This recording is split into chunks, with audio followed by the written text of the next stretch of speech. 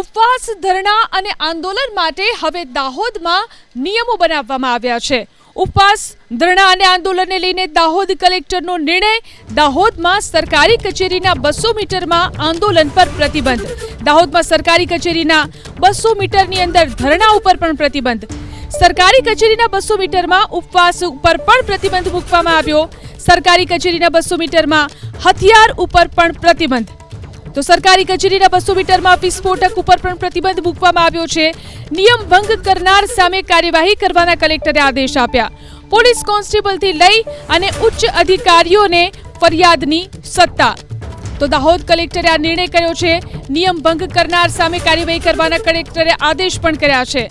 દાહોદ સરકારી કચેરીના 200 મીટરની અંદર આ પ્રતિબંધો લગાવવામાં આવ્યા છે।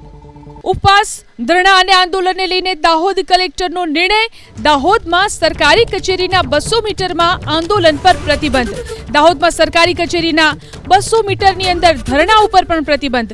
સરકારી કચેરીના 200 મીટરમાં ઉપવાસ ઉપર પણ પ્રતિબંધ મૂકવામાં આવ્યો। સરકારી કચેરીના 200 મીટરમાં હથિયાર ઉપર પણ પ્રતિબંધ। તો સરકારી કચેરીના 200 મીટરમાં વિસ્ફોટક ઉપર પણ પ્રતિબંધ મૂકવામાં આવ્યો છે। નિયમ ભંગ કરનાર સામે કાર્યવાહી કરવાના કલેક્ટરે આદેશ આપ્યા। પોલીસ કોન્સ્ટેબલથી લઈ અને ઉચ્ચ અધિકારીઓને ફરિયાદની સત્તા। તો દાહોદ કલેક્ટરે આ નિર્ણય કર્યો છે। નિયમ ભંગ કરનાર સામે કાર્યવાહી કરવાના કલેક્ટરે આદેશ પણ કર્યા છે।